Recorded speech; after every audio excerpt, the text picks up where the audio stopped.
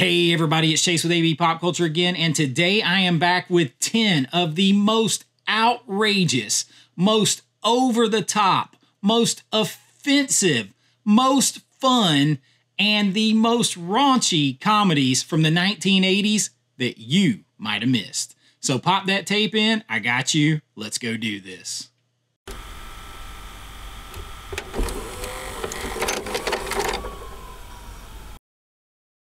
All right, so 10 absolutely raucous, crazy, coming-of-age type sex comedies from the 1980s. These are some that maybe flew under the radar. The 80s was notorious for these type of movies. They didn't care about offending anyone. They didn't care about being politically correct.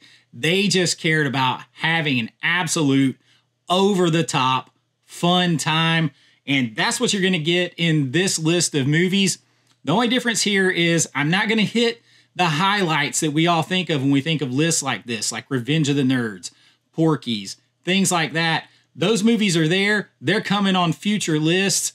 But these movies, this is 10 films that fit that criteria, maybe take it to the next level in a couple of cases, and they kind of snuck under the radar. So these might not be ones that you think about. Maybe these are some that you missed, but they are all worth the time because they are all going to make you laugh like it's back in the 80s and you snuck in the basement and you got a VHS that you weren't supposed to. You popped that thing in and off you went. That's the list we have right here. Let's jump right into it with number 10. And this is from 1986. I'm talking about Hamburger, the motion picture. Now, this movie stars Randy Brooks, and it has Dick Butkus, for all you football fans out there, is in this movie. But it's an actor named Lee. Wasn't very famous for a tons of stuff, but he plays the lead role of Russell, and he's a guy that keeps getting thrown out of university after university because he's a horn dog. Because he keeps having all of these trysts with beautiful co-eds all over the place and getting himself into trouble. His problem is, if he doesn't get his diploma soon, he is not going to get the trust fund that is promised by his rich parents. So with a little bit of thought and, of course, a lot of chicanery, he plans to go to a hamburger college. Yes, you heard that right. The Buster Burger University. He is going to go and learn how to be a manager of a franchise of actually what was once a real or going to be real hamburger franchise. He's going to go learn how to do this and get his degree from there. So he's always trying to work around. And of course, this is going to lead to hijinks because he has to try to get his diploma while staying away from girls and the whole situation that got him into this. The problem with that is everyone is around him are also hornballs, just like every 80s screwball sex comedy like this.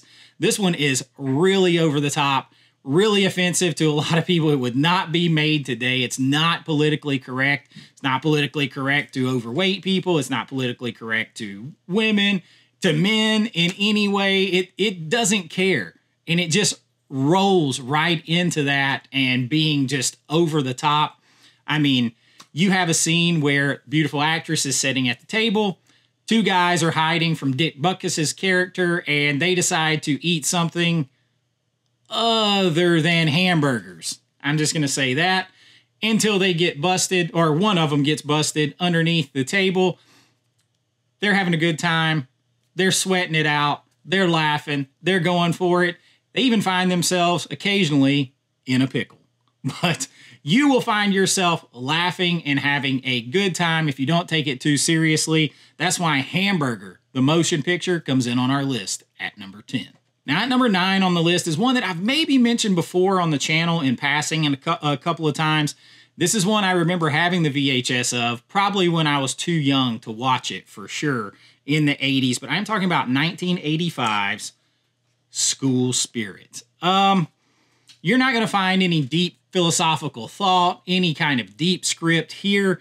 No, this stars Tom Nolan, who actually, the lead guy in this movie, went on to kind of not have huge roles, but being in other films like Tequila Sunrise, Pretty Woman. He was in some other movies, so he didn't just stop here. But in this movie, he plays a college guy who is trying to score, except for the problem is, in the moment, he doesn't have any protection. So he is going to run out to the store and grab it, just like, wait right there, I'll be right back. He gets in an accident and he dies. And he meets his ghost uncle who's showing him the ropes.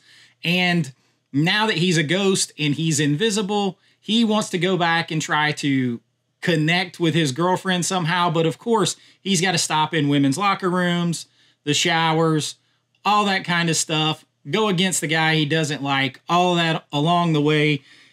Every time he does this over the top of his head, he can disappear or make himself be seen.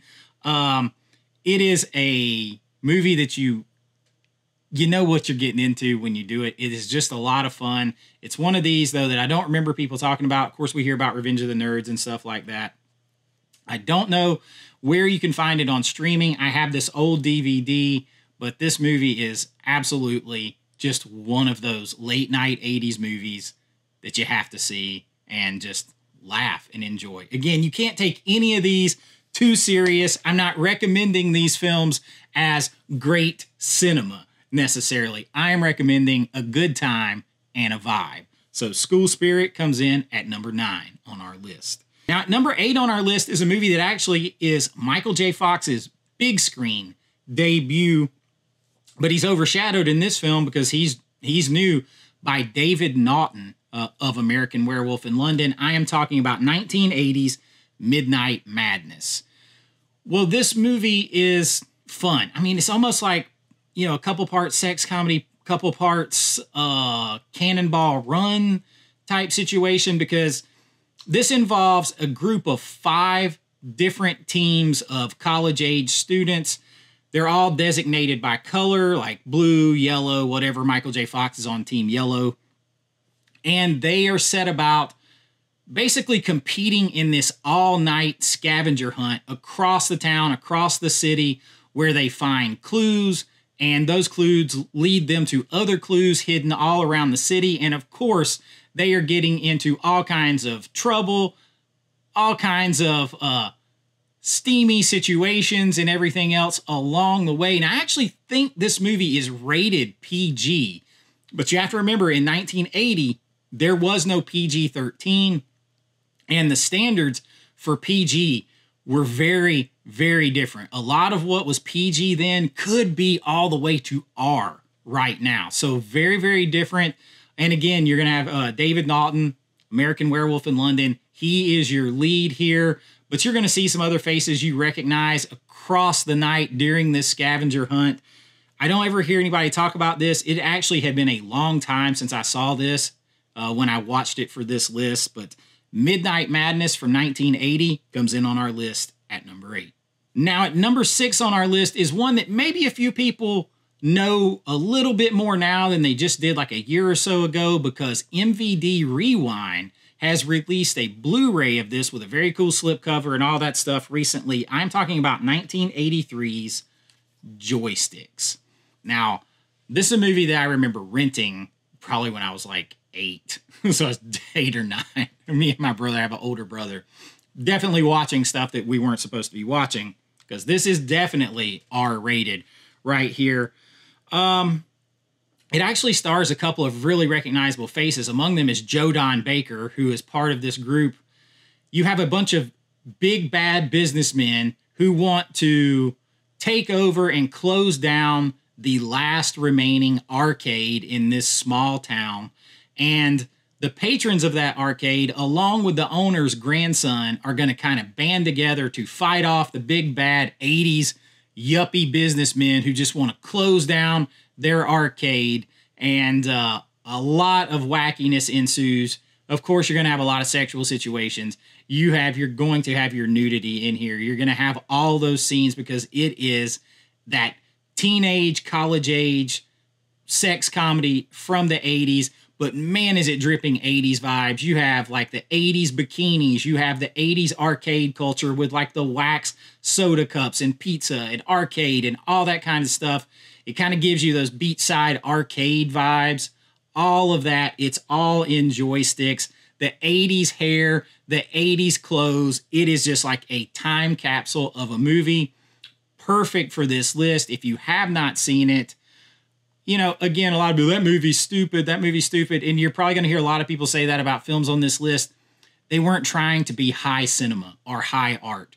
They were trying to make you laugh. They were trying to turn you on, all that kind of stuff. That's what these movies do. And that's what Joysticks does. It comes in on our list at number 6. Now, at number 7 on our list is one that I actually don't have. And this is a Lloyd Kaufman, and I believe this is a Trauma movie, who are famous for putting out kind of very, you know, B-movie films. But I am talking about Stuck on You. Now, this film, I think this is 1983, 84. It might be a little bit later than that. I can't remember off the top of my head. But this movie, I think the best way to describe this film to you would be if you have ever seen Mel Brooks, like The History of the World, like, or the Monty Python movies, but particularly like History of the World. If History of the World were a raunchy sex comedy, this is the movie that you would get, is Stuck on You. You have a married couple who are having trouble, and they go to a like family court, a marriage, and there's a judge in there, like a marriage family court judge. And he kind of takes them back through time in kind of like vignettes, kind of like little standalone things, but it's kind of like a flashback through time to see how lovers have interacted with each other and have different sexual problems and relationship problems and all that kind of stuff throughout history. And I mean, like, we're going back to caveman era and stuff like that. They're going to address the situation of blue balls, caveman style, all that. It is that kind of movie. Lloyd Kaufman with this, a trauma film. You know what you're getting into. It's actually pretty fun, though. I see some people, it seems like a love-hate. When I was doing the research for this and I was reading user reviews, it's either like an 8, 9, or 10 stars, or it's a 0 or 1 kind of star thing. It's a love or hate, but it's probably going to be determined by when you grew up, but also just like what kind of movies you're into. If you just want something silly that's fun and irreverent and just sort of over the top, these are the movies for you. Stuck on You fits that bill. It's released by Troma, Lloyd Kaufman. You know what you're getting into. It comes in on our list. Now, at number 5 on our list is one that is a little bit controversial. As a matter of fact, it's probably going to pop up on another list about films like this, because I'm not sure if this movie, probably none of these movies really, but this movie definitely could not be made today. I am talking about 1981's Private Lessons. You ask, why can't it be made today? If you don't know this movie, I'm going to answer your question.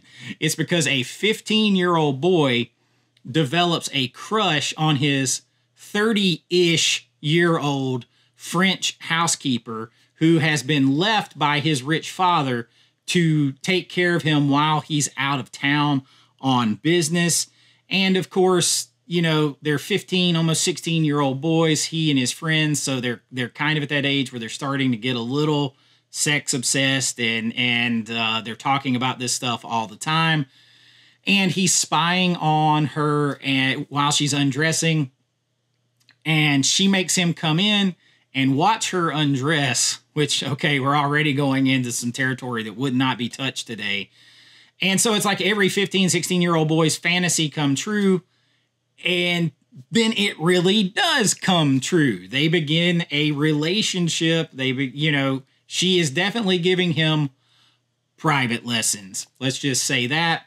But it kind of backfires when they have the heavy here. The villain is kind of the chauffeur, because it's very rich. A lot of these people are rich. This is like rich people problems. He devises a plan to blackmail the housekeeper because she's French and she's here illegally, and they're going to blackmail the boy and his father out of money, all this kind of stuff. So there's kind of like this little caper plot that's going on the side that kind of gets wrapped up fairly easy. But the focus of this is the just absolute awkward realization of what happens if an adolescent boy's dreams and sort of fever fantasies come true. That's what you get in Private Lessons. I don't see it being made today. If you can find it out there, check it out. This is one I don't have on physical media, but I have seen this movie quite a few times. It comes in on our list at number 5. Now, at number 4 on our list is one that probably drips 80s more. Like, it is, if I just could have one movie that encapsulated everything that was 1980s, a decade that I love, it would probably be 1984's Hot Moves.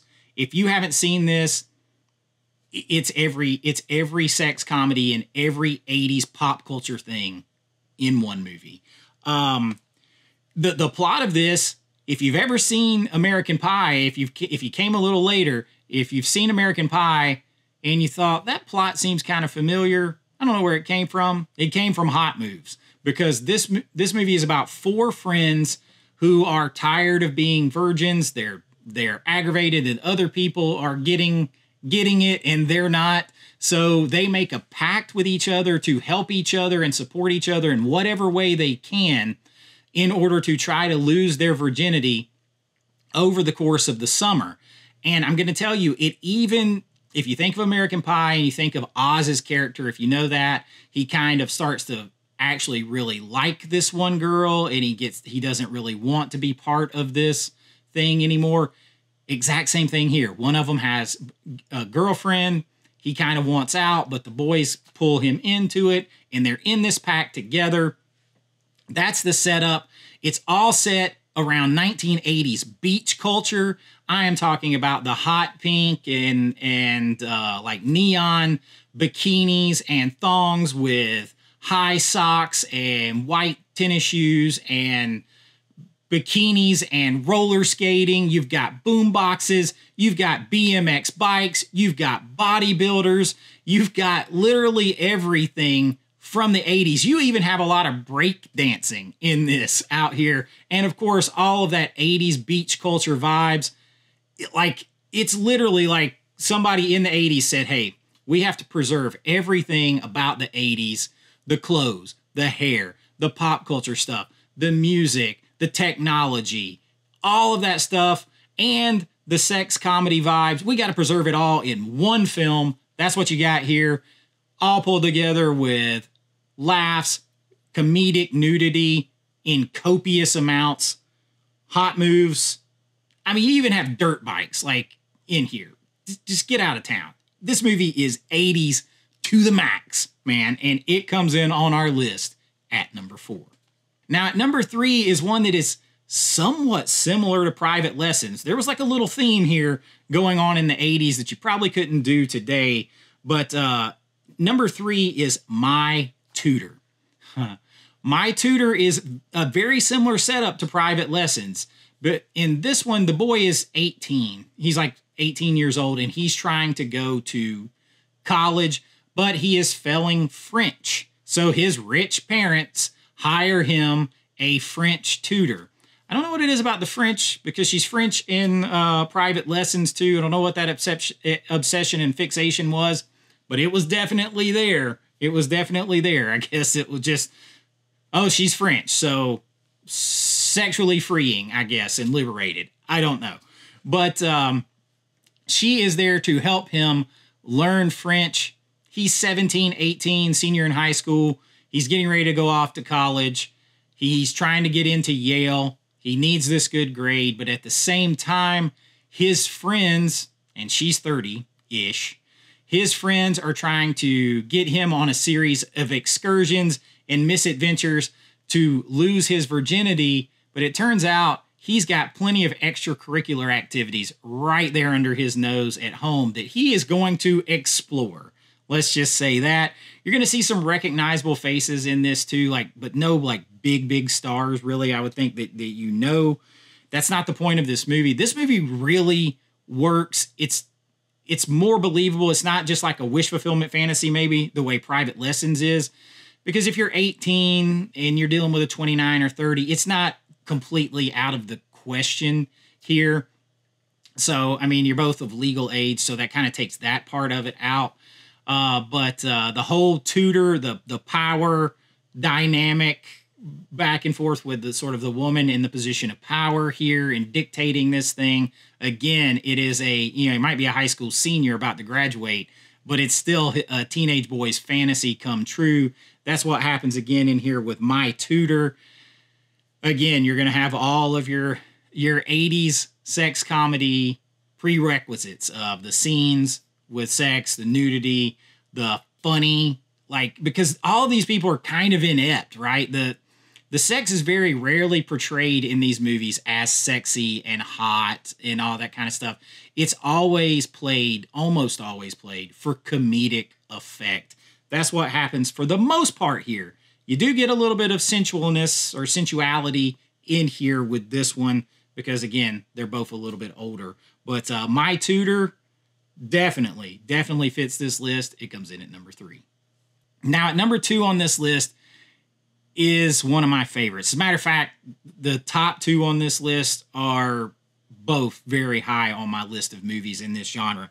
Honestly, I could have moved Hot Moves up higher too, because upon rewatch, I was like, man, I forgot how much this is VHS 80s heaven together.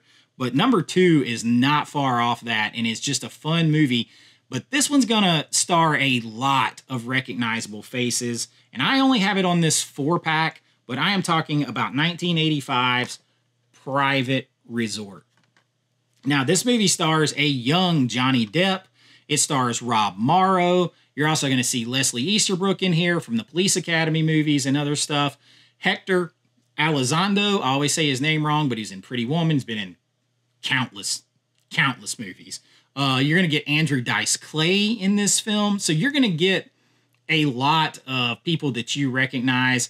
And this is about 2 18-year-olds who are going to spend like a 3-day weekend at a very nice private resort in Florida with all of these mostly wealthy, well-to-do, beautiful people all over the place. And like any other boys around this age, I think they're around college age. I'm trying to remember because I think they legally drink in the movie, but I might be misremembering that. I know they catch flack at the bar trying to get a drink. But anyway... they're there trying to score 100%. That's a lot of what these movies are, trying to score. That's what they're doing. You're going to see beautiful Leslie Easterbrook, and she does go full nude in this, although she's wearing like a sheer top, but you can see through it. She's married to Hector Elizondo's character in this, who is kind of like a con artist, and these two guys are going to fall into that plot as that is happening over the course of this weekend. And of course, they both find girls that they're actually into while trying to score. That adds a whole other thing to it. But in the meantime, on their way to that, there are all kinds of moments in this that are just full of hijinks. They get caught they think they're invited to Leslie Easterbrook's room, for a tryst, and they get there and turns out her husband's coming in. There was miscommunication with them talking with one another. That's not what she wanted. But now they are stuck because she is undressed and the husband is in the house. There's a scene in the bathtub with the husband and one of the guys because they had taken off their clothes getting ready for this. Johnny Depp is up under the covers with Leslie Easterbrook. I'm telling you, it's like a comedy of errors that is absolutely hilarious. Again, you're going to have your nudity. You're going to have all that kind of stuff in here. This one is played for high laughs. I really love this movie. I love a lot of movies. You heard me say earlier about 80s beach culture. Man, 80s beach culture was so big at the time. Like I used to grow up, I'm in Georgia. I used to grow up going down to Daytona Beach every year. The bikinis, the teased hair, the guys with the short bathing suits on, all that kind of stuff, your airbrushed shirts, the big sunglasses, neon colors. It was all there. It was all there. And it's all in Private Resort. So it just kind of takes me back to those days. Johnny Depp in an early role. Lots of fun to be had with Private Resort. It comes in on our list at number 2. Now, number 1 is one that I found out when I started doing this channel a little less than a year ago at the time of this recording, that a lot of people had not seen. And I'm like, how have you not seen this? It has Kelly Preston in it. It has Catherine Mary Stewart in it, of Night of the Comet and all that kind of stuff, who I loved back in the day, and Kelly Preston, who I loved. Like, how did you know? It's got Terry O'Quinn in the film. I'm like, what? How have you guys never seen 1985's Mischief? I love this movie. It is one of my favorite raunchy sex comedies of the 1980s or ever, because in my opinion, I believe the 1980s and the 1950s are the two most iconic decades in American history. This has them both because it is a 1980s raunchy sex comedy set in 1956 small town Ohio. So that's something that I love that Back to the Future did. I love this, and it doesn't take itself too seriously. Right from the opening credits, they do a long time ago in a galaxy far away. It looks like you're about to watch the Star Wars trailer, and then it says 1956 Ohio. So, like, they're not taking themselves seriously from the start, right? From the start. This stars, like I said, Kelly Preston, Catherine Mary Stewart in here, and Doug McKeon is in this, and he is kind of the hapless guy where you get another guy that moves into town, a character named Gene, and he moves into town. He's kind of like the tough ladies' man, greaser that all the girls are like swooning over. And he's trying to stay out of trouble. He's trying to stay away from girls for the most part because that's got him into trouble. He and his dad had to just move to this town because of that. So he makes it his mission to help his hapless, shy friend get one of the most beautiful girls in town and lose his virginity. Of course, that's with Kelly Preston, who plays Marilyn McCauley. You know, so definitely a take on Marilyn Monroe. They style her hair like Marilyn Monroe, all that kind of stuff. I keep pointing to one. This is one of my shirt designs. But that is definitely what they're going for here. And you've got the Gene character, sort of that James Dean kind of thing going on with his little smoldering look like East of Eden. I think he even references it in the movie. I've seen this movie so many times. It's so much fun, and it definitely has the steamy sex comedy factor with the nudity. As a matter of fact, this will be the first movie that you ever see. Kelly Preston goes completely nude in this movie, and I mean, they're everything she goes. But again, there's like a tender moment with it, but it's still played to comedic effect all the way. I mean, you're laughing through this scene. It is 100% funny. And then you got Catherine Mary Stewart in here with, she falls in love with Gene, and these two begin a more serious relationship that could have only existed the way this ends in the 1950s. You have Jamie Gertz in this film, who is like the ugly duckling girl that the shy dude never notices until it's almost too late. You have a lot in here, and it goes along with all the 50s style, the cars, the way they're dressed, but with that 80s comedy spin. You got a banging soundtrack. You've got like Elvis in here, Chuck Berry. One of the big songs in this is Blueberry Hill. A banging, absolute banging soundtrack for this movie. That just adds to it. And it is perfectly placed. The songs are perfectly placed throughout the movie to go along with it. This one is so much fun. There's no way to not enjoy this one, even if you consider yourself above these type of films. This one's fun with an underlying good heart to it, which a lot of these really do have a lot of good heart underlying all the raunchiness and fun, but they are all late night 80s comedies, and a lot of these you might have missed. That's our number 1. That is the list. What did you think of it? We do all kinds of lists here.